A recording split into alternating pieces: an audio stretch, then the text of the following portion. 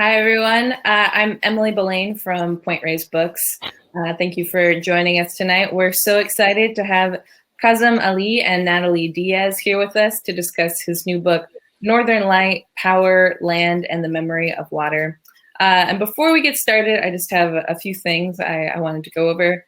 If you have not bought the book yet, at the bottom of your screen there's a green Buy the Book button, and I'd encourage everyone to do that. Also, if you have anything that you'd like to say in the chat box on the side, tell us where you're tuning in from, please feel free to do that. And also, as the event is going on, please feel free to put your questions in there or in the Ask a Question box at the bottom of the screen.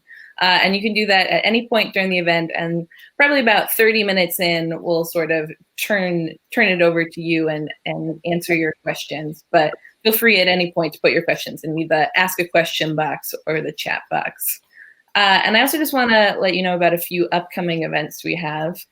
On Thursday, April 1st at 6 p.m., Andrea Bajani will be joined in conversation with Pulitzer Prize-winning novelist Jenpeg to celebrate the publication of his novel, If You Kept a Record of Sins. And then this event's not till June 3rd, but we're very excited that we're going to be having renowned translator Susan Bernofsky to discuss her highly anticipated biography of Robert Balser. And then another event that we don't have a set date for, but keep an eye out for an event that we're going to have in April with Rebecca Solnit and Andre Magnuson. And you can sign up, follow our Crowdcast page, or you can also sign up for our newsletter so you can't miss any of those. And I'll put the link to our newsletter in the chat box later. But let me introduce our writers tonight. Natalie Diaz is the author of Postcolonial Love Poem, finalist for the National Book Award, and When My Brother Was an Aztec, winner of an American Book Award. She's received many honors, including a MacArthur Fellowship, a USA Fellowship, a Lannan Literary Fellowship, and a Native Arts and Cultures Foundation Artist Fellowship. She is a Mojave and enrolled member of the Gila River Indian Tribe. Diaz is the Maxine and Jonathan Marshall Chair in Modern and Contemporary Poetry at Arizona State University. Kazim Ali's books encompass multiple genres, including the volumes of poetry Inquisition Skyward, The Far Mosque, The 40th Day, All One's Blue, and the cross-genre texts Bright Felon and Wind Instrument. His novels include The Secret Room, a string quartet, and among his books of essays are the hybrid memoir Silver Road Essays, Maps and Calligraphies, and Fasting for Ramadan, Notes from a Spiritual Practice. He's also an accomplished translator and an editor of several anthologies and books of criticism. He's currently a professor of literature at the University of California, San Diego. And tonight he'll be discussing his new book, Northern Light, Power, Land, and the Memory of Water. So please welcome them. Hi, everybody. Can you hear me? Yeah. Natalie can hear me. I hope everyone else can hear me too. It's so great to be here with all of you. This is the book.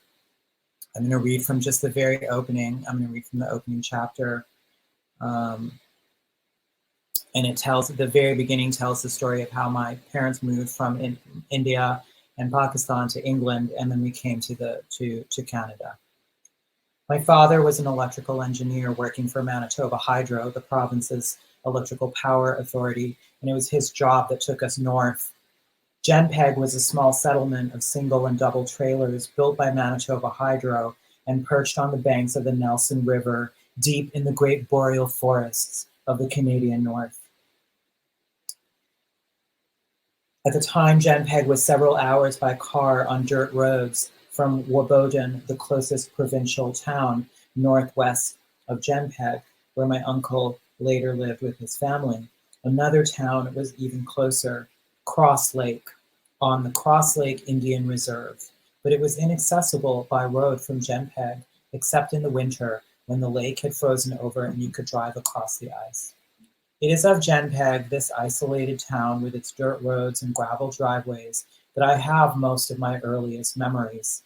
It was there that I first attended school, there that I learned to read and write, there where I first looked up into the sky and asked my father questions about the designs I saw written there.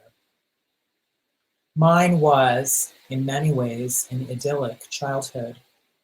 My sisters and our friends and I would play in our yards and fields around town, warned by our parents to stay within sight of the buildings, since the woods that ringed us were home to bears, wolves, wolverines, moose, and other animals besides.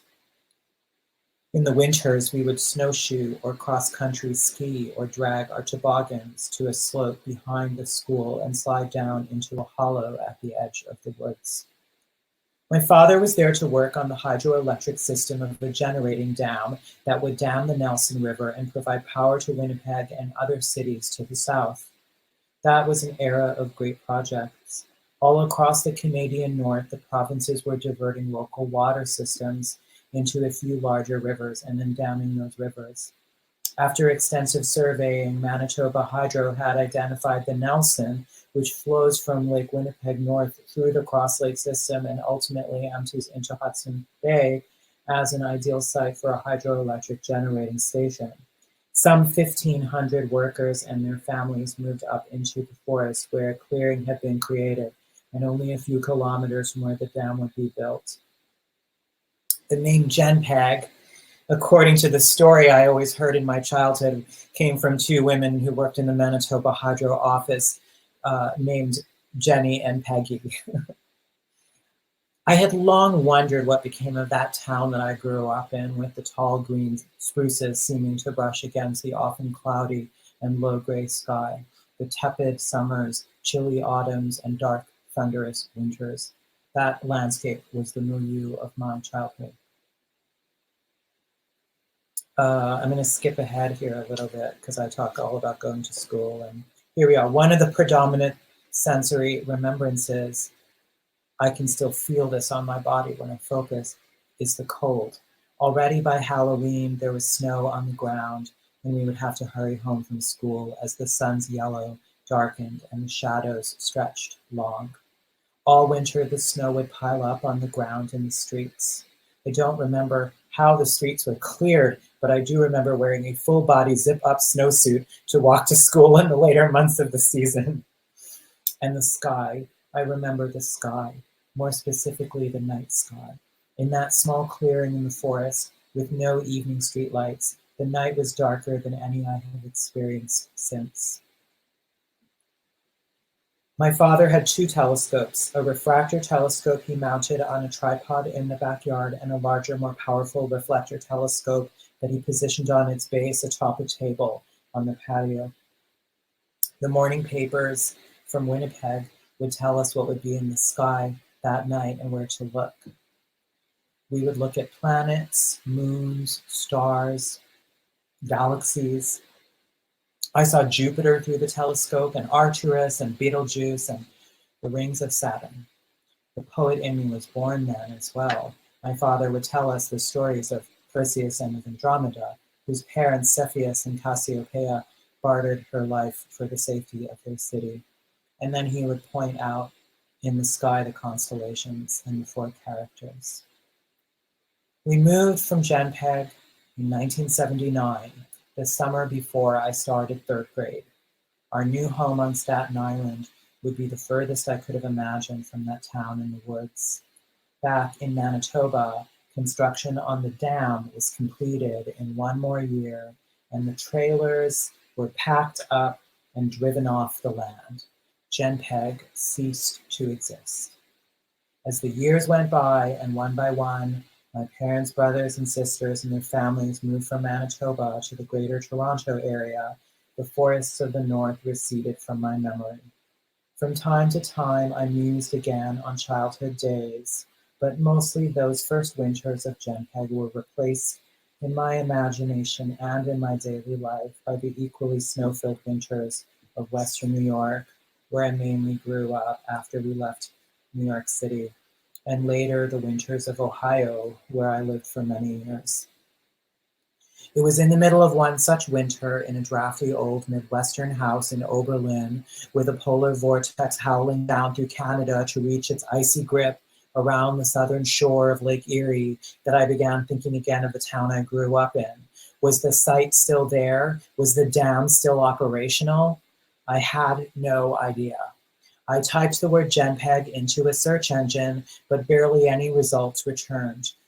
The first few stories were just dry technical accounts of the generating station, which was indeed still operational. But further down the feed, I happened upon an article from several years earlier entitled Manitoba Hydro Evicted from Northern Dam Station.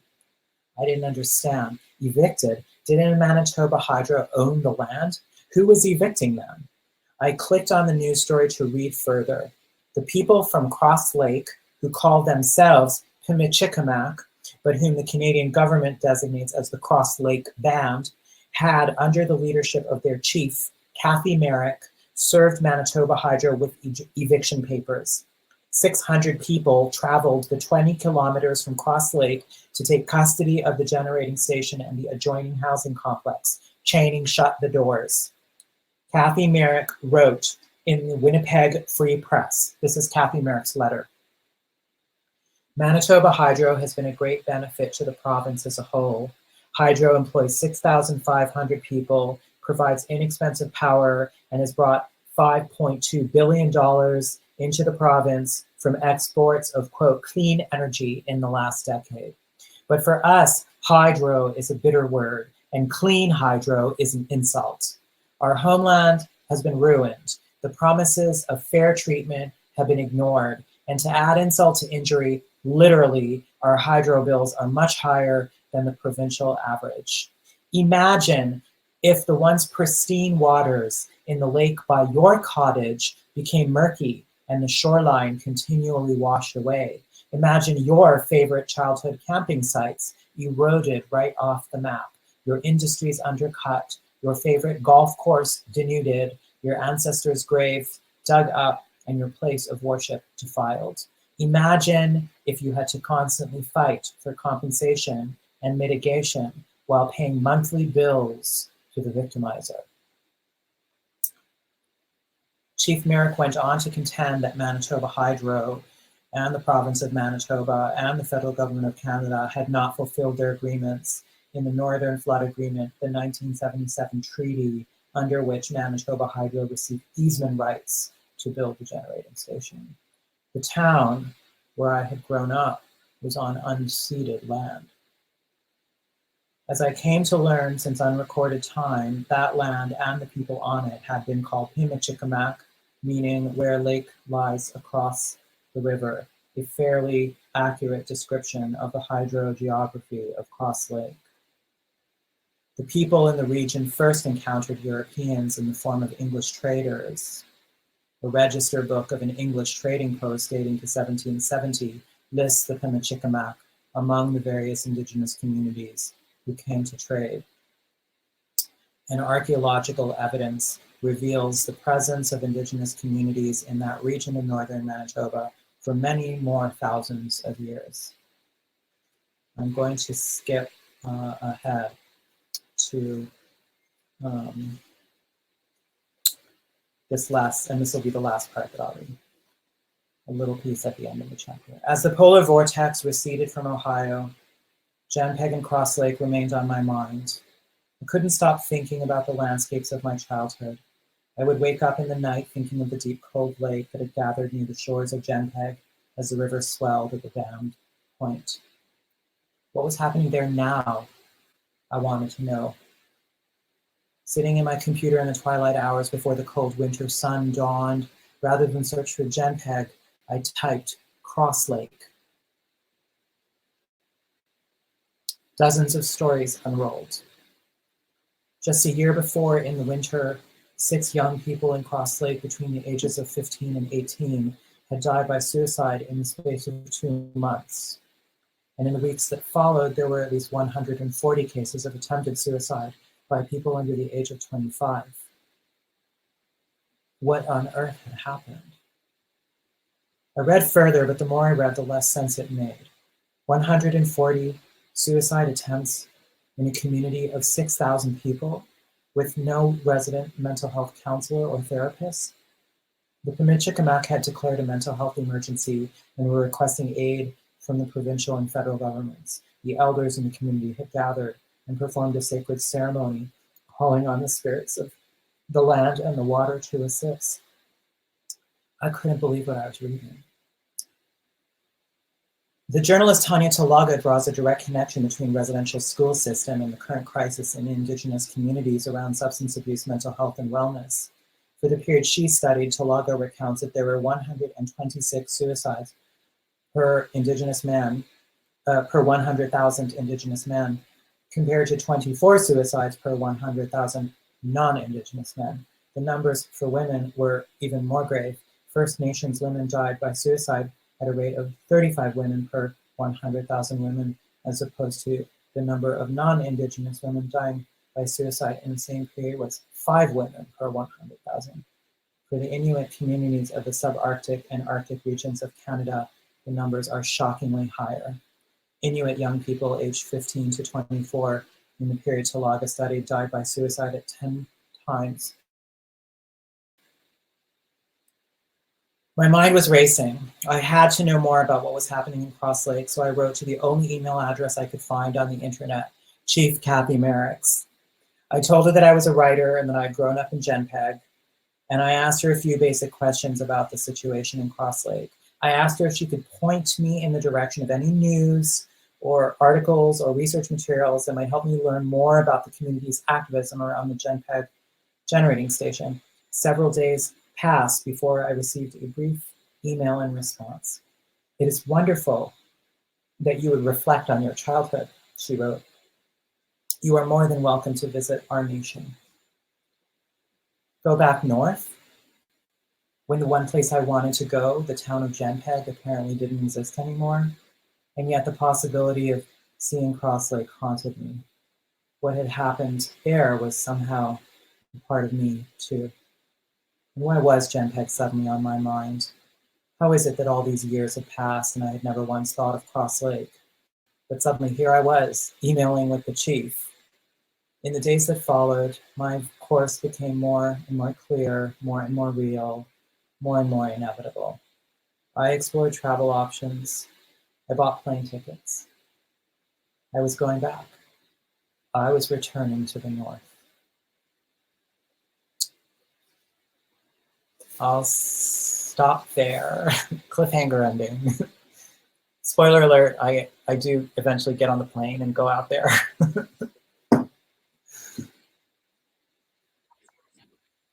Gracias, Kazim. Gracias for reading that. So we'll just kind of have a bit of a conversation, and then we'll open up to some questions. I'm wondering just if you wouldn't mind, just as we start, like especially if there's anyone here who hasn't yet got the book, too, just a small like geography. So in terms of even if from where you're located to this area, and I'm thinking it's the river and the Hudson Bay, the river. It's such a beautiful string and through lines of waters and lakes and rivers. So maybe you can just give us a small sketch of that. Winnipeg is in the southern part of Manitoba. Like most of the population of Canada is actually within 100 kilometers of the border, the US-Canadian border, and very sparsely populated in other places. And so on the other side of Winnipeg, north of Winnipeg, are the two giant lakes. If you look at them on the map, they're giant. One of them is called Lake Winnipeg. One of them is called Lake Manitoba. There's actually 3, but two of them look like one on the map. And the water from Lake Winnipeg flows north into the Hudson Bay. And so Cross Lake is just on the other side of the northern part of that lake. And it was, I think, 1968 when the province started surveying the rivers, and they identified the Nelson as a river to dam to create hydroelectric power, and it powers most of the rest of the province of Manitoba, in fact. And they even sell excess power, as Kathy Merrick described in her letter. They sell excess power to some northern United States cities as well. Yeah, we'll take any dirty power we can find. So, Minneapolis, for example, gets a lot of their power from the Jenpeg generating station. Yeah, and I think as they're building new lake projects, that's something to keep in mind. So I know that they like to. We all like to say it, I guess, when we're building these power projects, that it's based completely on need. I know some of these gigantic billion-dollar dam projects happening in Canada, they're counting on us in many ways, knowing that the US will buy some of that energy and electricity. Kazim, I'm wondering if I mean, I'm thinking about in the book, and you talk a lot about in some ways the way rivers move. You talk, very much about your return back to this point in your life and this land that has been in your life, and you also let us know how you've arrived there. And I'm wondering if you might be able to talk a little bit. And you did this, I think, in bringing up the snowsuit, which was in the chat. But I'm wondering about the impact of this landscape in hindsight now. Like, so being able to come back to it and return to it. Thinking of the boreal forest, the snow forests, those waterways. If there are ways you're able to identify now and discover now that landscape, even if it was, like your mother said, for such a short amount of time, which in a child's eyes, of course, is always forever, that landscape, that land and that water has kind of shaped the way you've moved through all of your other books and your other languages and imageries. I feel very defined by it. One of the things that started this book, I mean, this book went in a place I didn't expect it to go. I did not have a plan. This book was supposed to be about me, in other words. It was not supposed to be, it took a left turn, which I describe in the book itself. But it's where I learned to read and it's where I learned to write. And I always thought, in fact, the book opens with a question, which you've probably heard from me before because I'm literally quoting myself. But the question is, the statement is, I've always had a hard time answering the question, where are you from? And I never knew where I was from because my family are immigrants. My parents were both born in India. My dad's family, because of political instability, communal instability in India, they relocated to Pakistan. They moved to England, they moved to Canada. We're not from a place.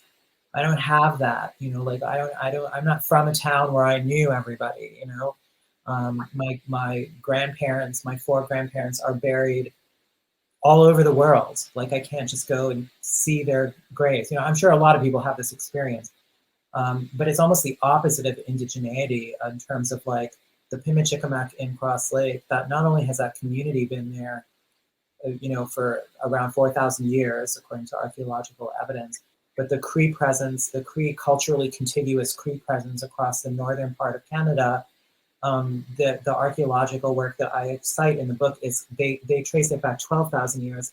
I mean, that these people are so ancient compared to me that's lived as a people ancient compared to someone like me who's lived in like, I think I've had 17 different addresses in my life. Like we have a different relationship to place. Not just me, but any Canadian or American settler, as we would say, we just go from place to place at the drop of a hat, really. And that's one of the things I struggled with. And to think, so we really only lived there for a couple of years, and to have it sort of haunt my consciousness. And when I went back there, that song that John Denver, Country Roads, take me home, Country Roads. So the only thing better than listening to the song, this is an amazing song, but the only thing better than listening to the song is if you go on YouTube and you call up the song, read the comments. And these people, they're like, I'm from, I live in the Crimean Peninsula in a little village, but I feel like West Virginia is my home. And it's all these people from all over the place, that feeling of home that song evokes. And when I listen to that song, it's that town, Jenpeg, that landscape, that's home to me after all the places I've lived, all the different, and that was 3 years, 46 years ago. Wow. Well, and it's interesting too, or when you say like almost the opposite of indigeneity, and in some ways I actually think it is very much the embodiment of it. I'm thinking especially of those waters and those rivers, and in some ways, that's almost how you've moved. I mean, I think when I think back to your presence as a poet in the communities I'm a part of, I think very much of that kind of motion and momentum. And so, it makes sense to me after reading this book to think like, oh, this relationship with water is a part of the way Kazim moves, like on the page, the way I know you as a person. And I think it's a really beautiful kind of shift to think, where I'm from versus where I'm of. And I think that feels especially important, and thinking, you bring in Palestine, and of course, we're thinking of partition in India, Pakistan. I'm thinking of the Fatah in Pakistan and Afghanistan, and just all of these ways that we've been displaced and dislocated, and what that means. And of course, in this scenario, in what we know as North and South America, indigeneity or nativeness sometimes gets pulled down to a very small kind of relationship, except that I think, we can all be of where we are. And so I'm thinking a lot, and I have a friend, an artist named Colleen Smith, and she and I talk often about transplantation and what that means when we arrive somewhere and it becomes a part of us and we somehow become a part of it. And I think there's something so striking about reading about your return there. And it's almost as if they had missed you, the way that you were able to kind of, like, yes, there were rough moments, but there was a way that you were able to kind of move in and they accepted you. And, I think there's something so beautiful about that moment. And I'm wondering, I know there are places we could mark in the book, and I'm wondering now, of course, as you look back into the book, but also as you're thinking forward in the book, is there a moment when you felt that kind of give, like a reciprocal give between you and the community, where you felt like, okay, this is a different kind of opening than I've come to before? Well, I mean, at the very beginning, it was an invitation. I just wanted information, and Kathy Merrick said, come. She didn't say you have to come, but it was very much like, if you want to know, then come, and we'll show you, And she connected me with one of the executive council members, and he said, okay, look, we're happy to show you everything, but we're going to invite you. He said invite. He said, we're going to invite you to participate in the Sweat Lodge ceremony with us the first night you're here. And that's really important. And after that is over, then we will talk and we'll show you, we'll take you around, we'll show you everything. And the reason is, this is all in the book. This is all described in the book. He said the reason is that we want you to know this is not about wealth for us. It's not about control of the resource. It is about our land, our sovereignty, our cultural traditions. That's what is important to us. And so if you go through this, then you'll be ready to hear what we have to tell you. And of course, like, listen, I was completely not freaked out, but I was like, what is this? Is this transactional? Are they trying to make me, are they gonna like, not, do, not pressure, but like something like, I have to agree to some kind of relationship with this community. I didn't know anything, right? So of course I called up my friend, Laylee Long Soldier, mutual friend, and she, I said, what, because at that time we had been in touch. It's not like I got to call my Indian friend. It wasn't that. It was. You didn't call me. No, I should have called you. No, she and I had been talking about this for a long time, and I had been, to backtrack a little bit into the history, I had come to know Laylee, and you too, Natalie. Actually, I was introduced to you through Laylee. I came to know her because I went to a panel at AWP that was recent graduates of the Institute of Arts. And I became very interested in Indigenous writers. And so we had this sort of ongoing conversation through Facebook text and phone calls that was happening. And so when I decided that I was going back, I, immediately, I called her and I said, what do I do? Do I go? And, it was her who said, like, this was a gesture of generosity to you. The community is inviting you. They invited you to come. They're inviting you into one of their sacred practices. It's not like nobody is trying to con you, you know. I didn't think anyone was trying to con me. I'm just saying, in general, I felt apprehensive. I didn't know what was expected of me, you know. I didn't know why I was going. I didn't know if am I supposed to be a journalist? Am I a scholar now? Am I still allowed to be a creative writer, like a poet and a memoirist? Or do I have to not be that when I go up there? Do you know what I mean? And so, so I went through that. And then the next day I went to visit one of the elders, and it was just like that. Like, people really did. I mean, I don't know, they didn't take me in. That's it, you know, it's not like I was, you said from and of, you know. I'm a person who owes something to that community and who wanted to be a part of that landscape and learn what had happened. My experience with that landscape was frozen in time, you know, 3 years ago, before the dam was even finished, 46 years ago, before the dam was finished, before everything changed. And so it's almost like I felt obligated. But the whole time I was there, I was a little nervous, like, what do people think about me? I'm like this guy coming back here, and lo and behold, according to them, I don't know if this is true or not, but what those people themselves told me, that I was the only person from the town, not from Hydro. The Hydro people had been up there. There's a Hydro office in Cross Lake, but they said I was the only person who grew up there that had been back to see them. And they talked about it like in a family type of situation. Like, the women, I'd bump into these women everybody knew, because there's not that many outsiders in the community.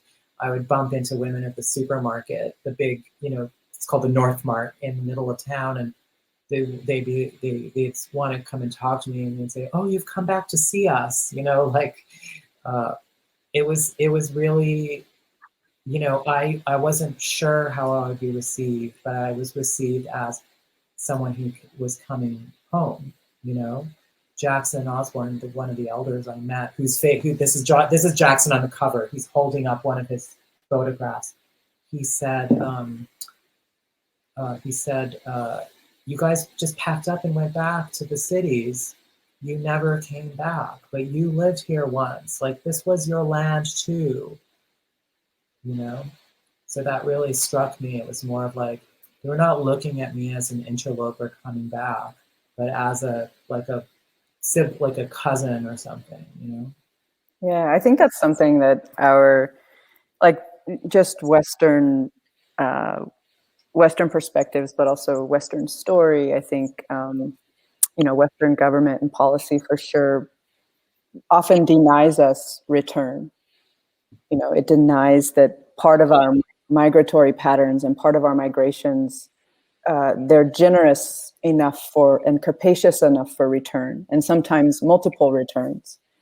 You know, there are times in the book when you're like, well, maybe when I come back, I will do this. And I'm thinking a lot about that word, you know, because you've mentioned transactional, and I can imagine, I mean, we read it in the story, like you navigating that, or you trying to find your lexicon and language and emotionality with what it means to return there, and to be intentional about what is transactional. And so when you had mentioned it earlier, you know, you were just a few minutes ago, you had talked about, is this transactional? And then you'd also said obligation. And I'm thinking about just how much more generous the word obligation is than we sometimes let it be. Like, we tend to send it straight to responsibility.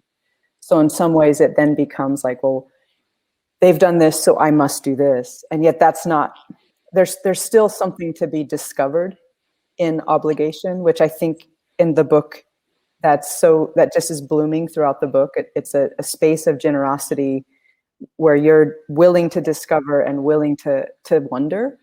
And I think that is something that it's such the poet in you, who I was so happy to see in these spaces, that just the ability to not know and yet be willing to wonder, you know, without knowing, having to be there. But I'm thinking a lot about some of what you're talking about, the relationships in the book. So I'm teaching a class right now with only Native students. And so most of my students are from Dinétah or Navajo Nation. Otherwise, a lot of them are Akamel Atam, so which is my tribe and the land we're on now, where I'm joining you from in Phoenix. And one of my students was talking about our relationship with the saguaro plant. And she said, you know, when we pick the plant, when we pick the fruit, it's also part of our promise. When I pick the fruit, it's my promise to it. And that promise is actually such an important part of obligation, is that there's a promise in it that I think in some ways disallows the transactional to happen. And I think that was something that was just incredibly beautiful in the book. And I feel like it's also something, the time of promise, that promise is actually out of time, it feels like to me. And so I'm wondering if you will talk a little bit about your experience of time while you were there, especially like, yes, time memory and that return, but also, yeah, like how time shifted, or what was your experience of time being there? You know, so I am, you know, here in San Diego on Kumeyaay land, and one of the things that happened when I came here, when I first moved to San Diego, was this sense of San Diego as a borderland area, as transnational space, because it's on the national border, because there's a huge, you know, kind of Mexican, we're in historic Mexico, for example, but also a lot of trans-Pacific immigrant communities here. So it's an Asian space, it's a Mexican space, it's an American space, but as Kumeyaay space, it's not borderland, because the borderland cuts across the ancient Kumeyaay lands. And one of the things that community is engaged in right now is activism against in the Trump years, activism against the construction of the border wall, because it was a border wall on top of their traditional territory, which is contiguous. And so it was like crossing out of Canadian national space in a way to go into that northern landscape, into a land where the Pimicikamek have, they are governed by a traditional governance structure. They don't use the Canadian quote unquote band system anymore. Their traditional governance they didn't really had a chief. They started electing chiefs for the sake of the treaties with the Canadian, the European Canadian settler government. But the traditional structure were these governance councils, and so they've reverted to that. They still have a chief, you know, on paper, who's, you know, the head of the executive council, but the actual government runs according to the traditional structures. And so I felt, in a way, like I felt out of place and out of time. I felt, first of all, I was completely returned to my childhood when I went into that. I actually went to the forest to try to find the site, you know, because I felt like I'm going to have, you know, I'm going to remember things or hear things or feel things when I find it, you know, and the town's gone. It's just woods. So I was just wandering around trying to like basically find the town by like psychic compass. Like when I feel something, I'll know that I found it, you know? And so that story's in the book. I'm not going to spoil what happens when I'm wandering around in the woods, but it was like a sense of recognition. Those trees, the water, the reeds, the kind of rain, the washed out. There's so much water on the earth and in the air that even when it's sunny, it feels like it's like as if it just rained. You know how when it gets sunny after the rain, it's got that kind of wet sort of feeling is still there. It just feels like that all the time because of how much water there is. It's a very magical place. But when Jackson took me out, because he took me out to show me the shore erosion, and that's where these photographs come from, the picture that he's holding up. He's taken photographs of the shore during all the different seasons to show how the erosion has happened and accelerated. And we were out there, and I was looking out at the lake, and I said, oh, it's so beautiful. And he got mad. He said, don't say that. And I said, what? And he said, I don't like it when people say Cross Lake is beautiful. You are looking at ruins. you were looking at the ruins of the land, he said to me. And it's such a different experience from, you know, this superficial idea of like, oh, the sky and it's rainy and these colors. And it's that the lake system has been devastated. Everyone agrees. Even Manitoba Hydro issued a formal apology at some point, some years later, saying, you know, we didn't know all this. Now they never. No money came after that apology, but and the apology included a clause that said nothing in this text should be taken as a formal admission of guilt or can be litigated upon. Like there's all this legalese in there. So it's like another place where yours and Laylee's and this community's experience and the resounding experience of Native and Indigenous peoples converge in the apology. We're sorry. We feel sorry, but we're not going to do anything about it. Yeah. Well, and I'm wondering about that. So I don't believe apology is the right word, but just some of what you carried to this place in your return, some of that emotionality or that emotional kind of scape, and some of the questions you had about what you should do versus I think what just simply became a way of being with and being alongside the community as you were there. But, you know, is that something you'd like to talk a little bit about, or will you talk a little bit about that, about some of the momentum and movement of that kind of emotionality?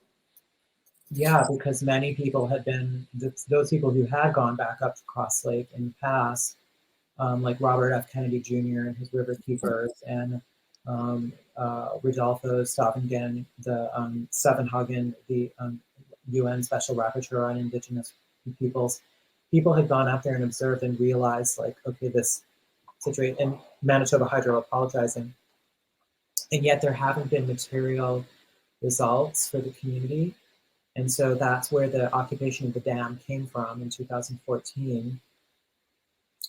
And then there was the apology happened after that, but now they're relitigating. So there's this constant, like there's no give from the Canadian government.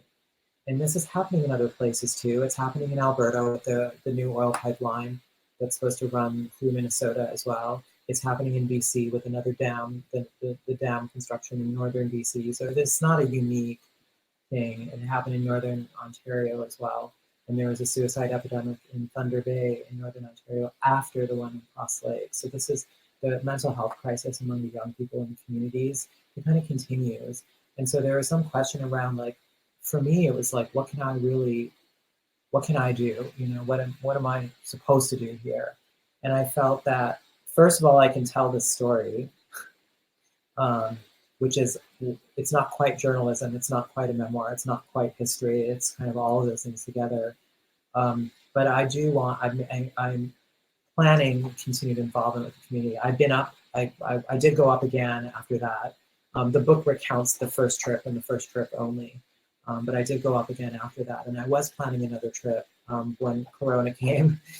So I hope to stay involved with the community. And one of the projects that I'm starting to work on with the principal of the high school, who's in the book, Principal Anna McKay, who appears in the book, we're trying to work on,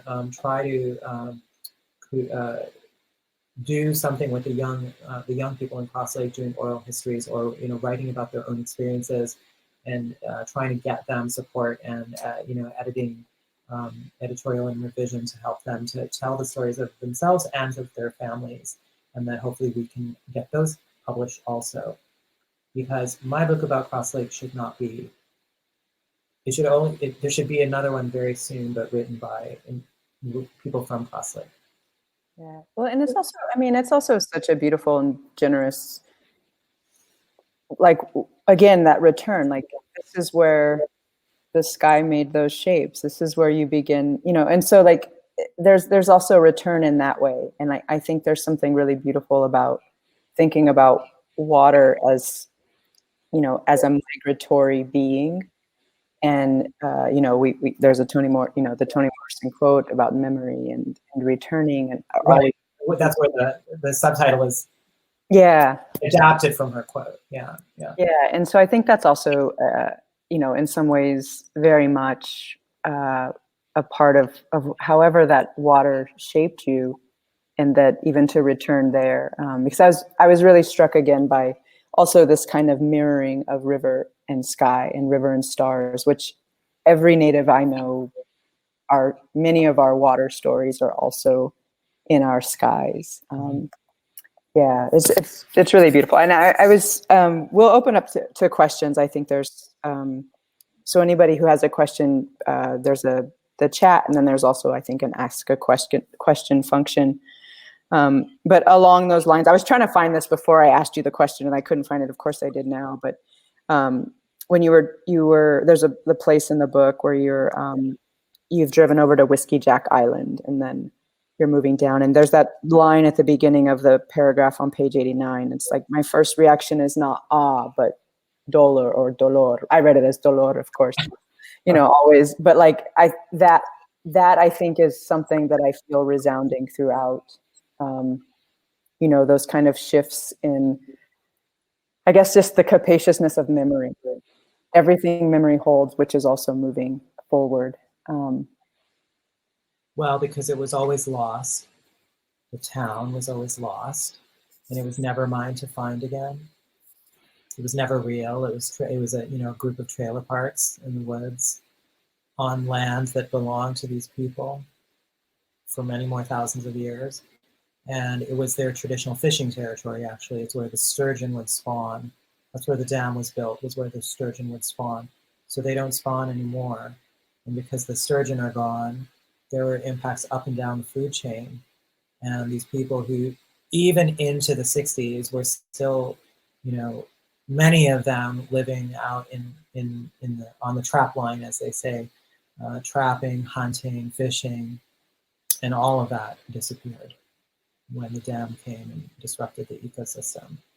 So I don't know, there is a loss, that memory, that longing for home, that longing for belonging, and in a place that was never yours and that can't be retrieved. And that moment happens, like, that's the moment you're talking about. I opened to it when you said, I didn't open to that exact page, but I opened to almost that exact page when you started talking.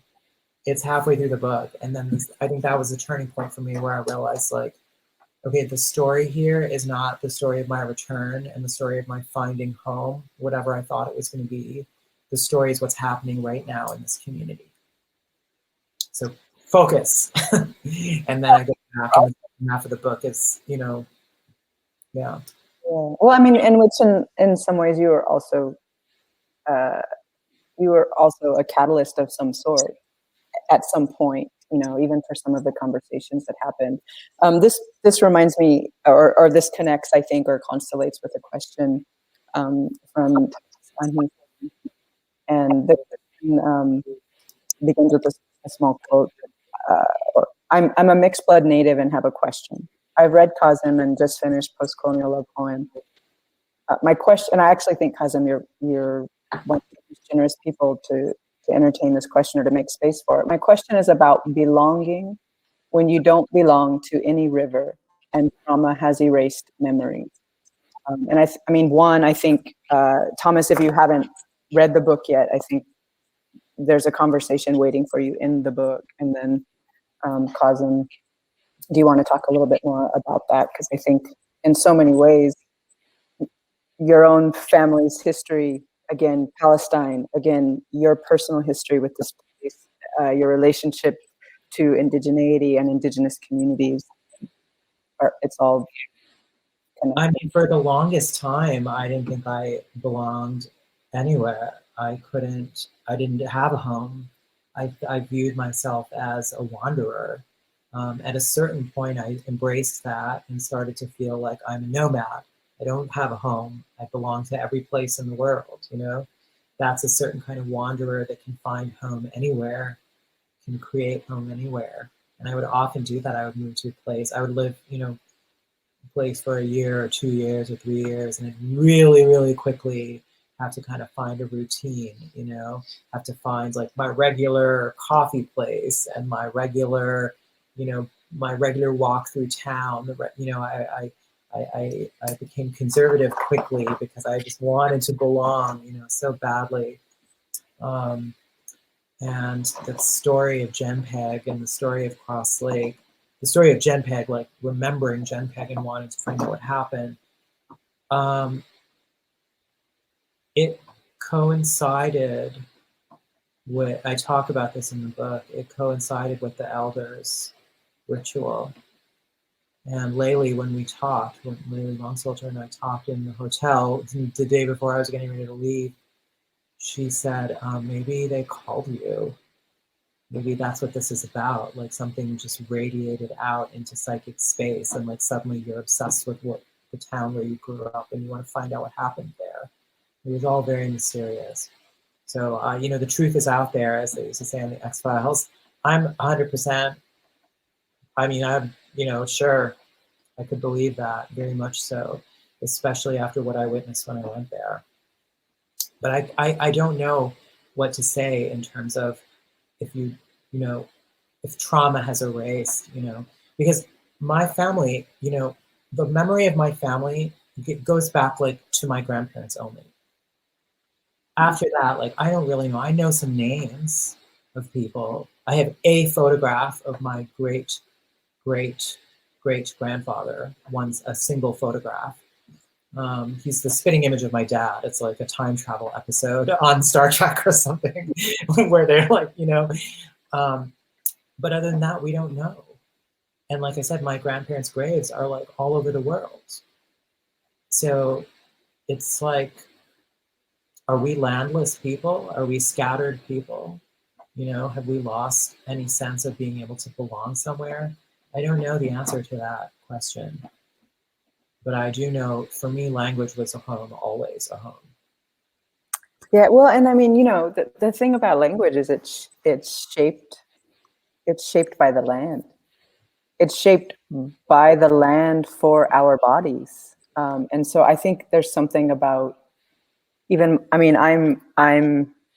strange to have grown up on a reservation and just say I am lucky for having grown up on a reservation, but my mountain and what I know from it is also what I offer to my partner or to my friends or even to strangers of those values, of that language, even if I express it in English that was shaped on this land. And I think, just kind of tapping on Thomas's question, I think, and Kazim, you've used this word about arriving. And I think even the way the leader of Cross Lake said, well, then come on, if rather than to say like, okay, I can tell you what you want to know. Like one, they maybe had no idea what you wanted to know. You say numerous times you had no idea what you wanted to know. No idea.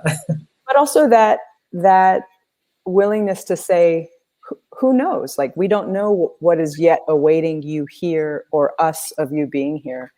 And I think that's something that's important and that this country has tried extremely hard to dislocate us from, which is that no matter how you arrived here, your arrival is important. And once you arrive here, the ways you practice that relationship with land or water, isn't it amazing to think that something in the way we live has told us that we are not connected to water. Like that feels like an intentional dislocation, we're made of it.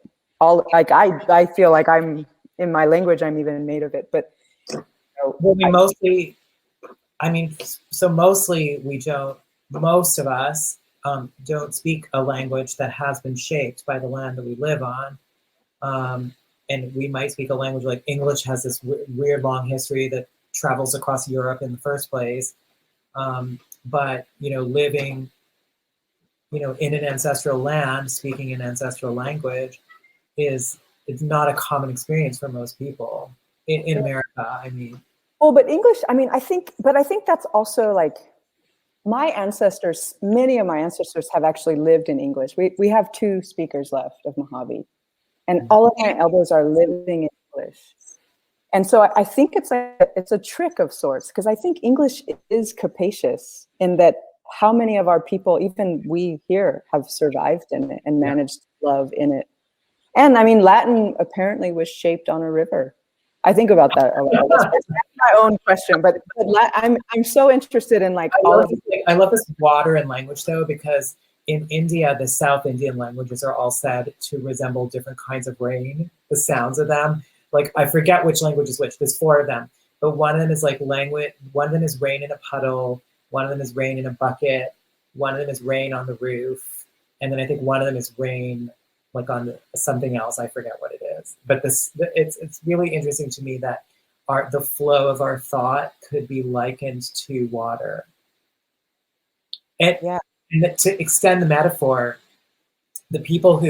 some of the people up in Cross Lake who are opposed to the dam, they're opposed to the dam like because of its effects, but other people are opposed to it conceptually because they say the river is not meant to be controlled. The river is supposed to flow.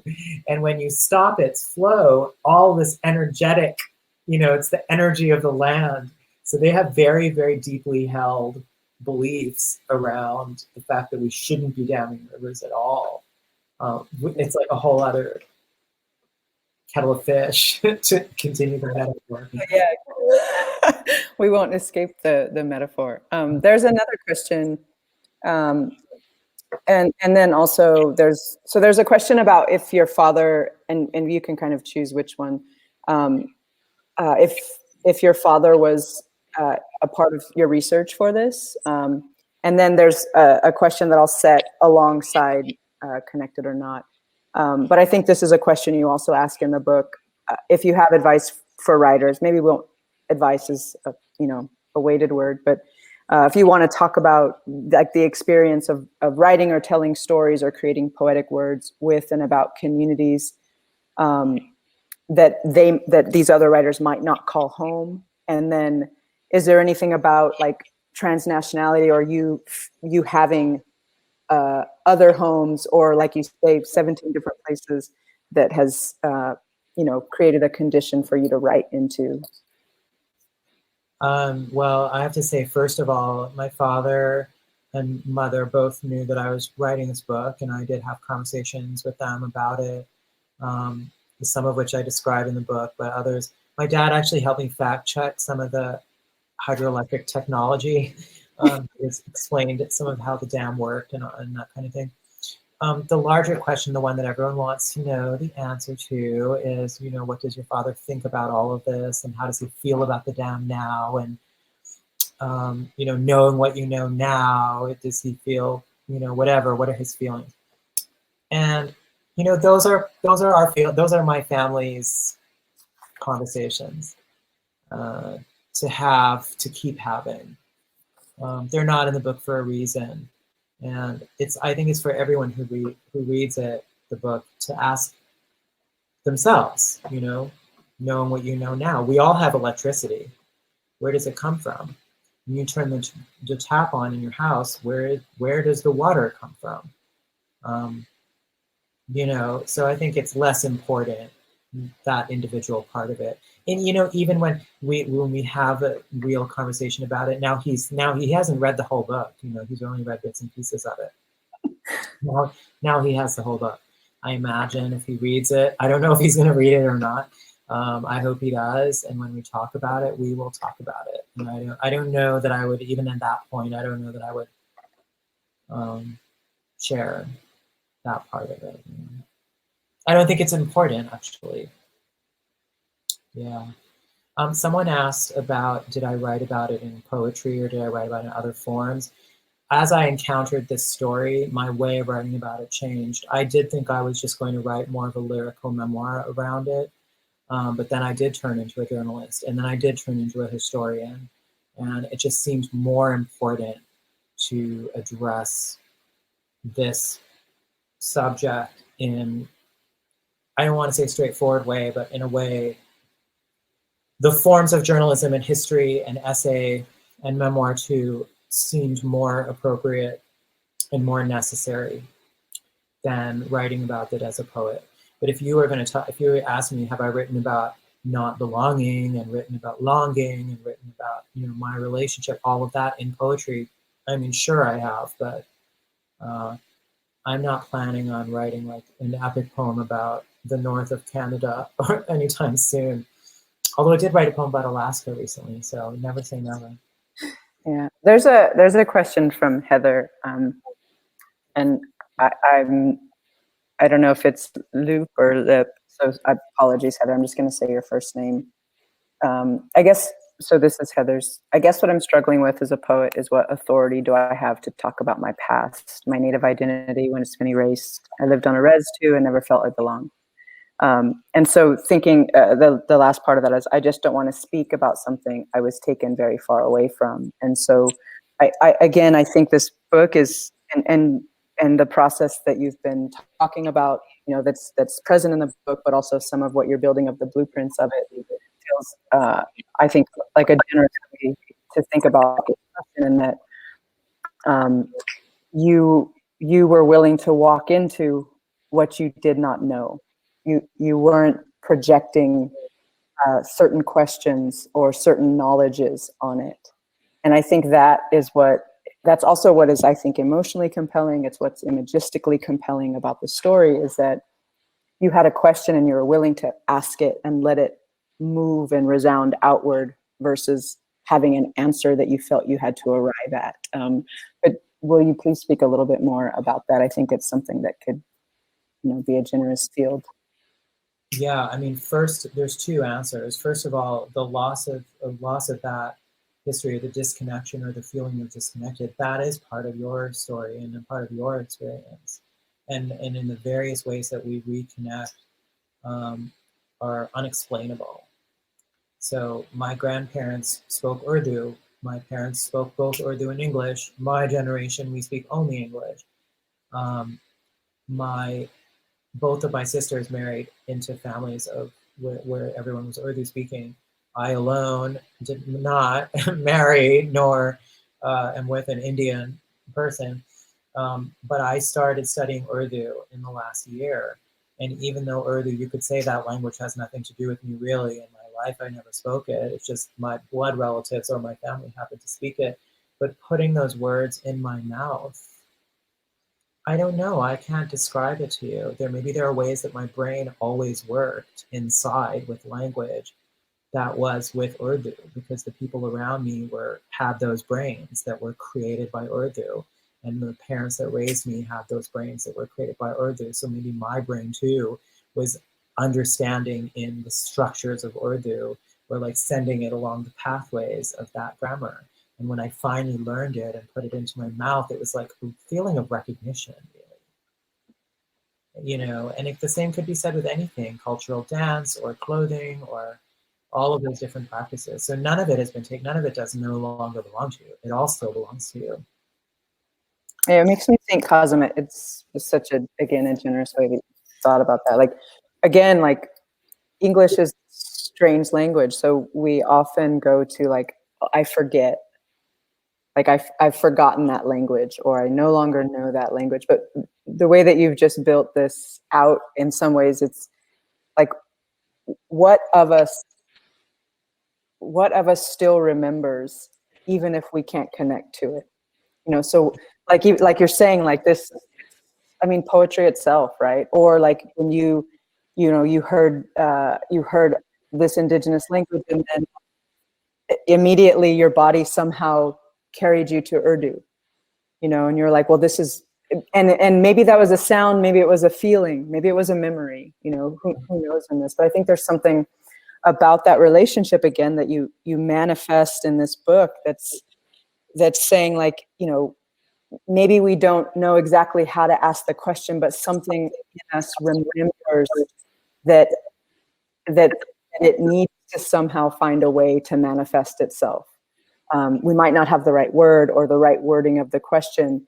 And so there's something of a leap that to me is that very, very deep thing in us that sometimes we don't ever get to connect to, where you didn't necessarily have the words for the question, you didn't necessarily know, and yet you showed up, you returned home, or you showed up, and something in that presence manifested the story, which I think is really beautiful, and it's something that yeah, I just feel like you've given us a pathway for that in many other moments that we all might follow toward who knows what it is we need or want. So that's really good. Thank you. Thank you so much. I can't wait to go back there. I mean, I miss it. And, you know, I want to be there again. I don't know if it's home or if it's not home, if it's, you know, but it's a place that I feel very dearly about. You know, one of the things that I think about now in places, in the various ways that we as Americans live, all of us on unceded land, and the relationships that we still can build with the indigenous communities and nations, and what we have to learn from them as well. You know, here in California in wildfire season, the California, you know, forestry people are finally talking to the indigenous nations to say, like, okay, what are the, how do we handle this? You know, so it's practical as well as we move into this sort of climate compromised future. There are these knowledges. Yes, as you said, there are, you know, however many few language speakers left, and what heritages have been compromised or are in positions of precarity. But it isn't too late. Yeah, I mean, we're so young. But we're young as a country, but as a species, like whether we want to, I mean, the word human is complicated, right? But we're also quite young. And I mean, you know, like we remember when our creator made us. We can see it in the mountain, for example, and still see it. It wasn't that long ago, you know, and so we're still messing up and yet still possible.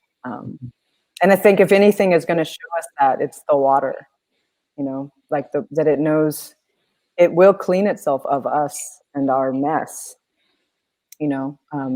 Maybe luckily we'll be around to see that, but if not, it will continue without us, whether it takes 200,000 years for it to become clean again, I think. But I don't want to get too dark, so we'll Yeah.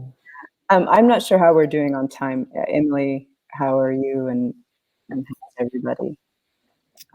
There's one last question. We probably have time for that. Otherwise, we can kind of wrap it up a little. I know when I start talking about the apocalypse, I should probably do it. Then I want to close with a comment, though, which is that, so this book really tries to tell the story of the obstacles and the challenges that are facing this community, but it is also a heroic story of a heroism of that community that is really rising up and inventing very creative solutions to try to face these challenges. And they need buy-in from the province, from Manitoba Hydro, from the province, from the government of Canada. Buy-in, not just support of words, but the money. They need the money.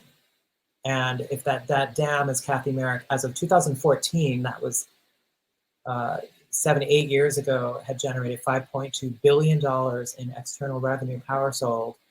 There should be revenue sharing. The dam is built on that community's land. Some of that revenue should be funneled back into the community for social, cultural programs for the mitigation of the environmental damage. That is what the treaty says. It's not even like the people are asking more than what's in the treaty. So the federal government of Canada and the province of Manitoba have to honor the treaty. I think those are the best words to end on, always. So has to honor the treaty. Honor the treaty. You signed it. Well, thank you, Kazim and Natalie, so much for such a wonderful event. I'd encourage everyone, if you haven't already, to buy both of their books. And if anyone wants to watch this again or share it, it will be on our Crowdcast page. So thank you both again, and thank you everyone for tuning in. Thank you, everybody. Thank you, Natalie. Thank you, Andrea.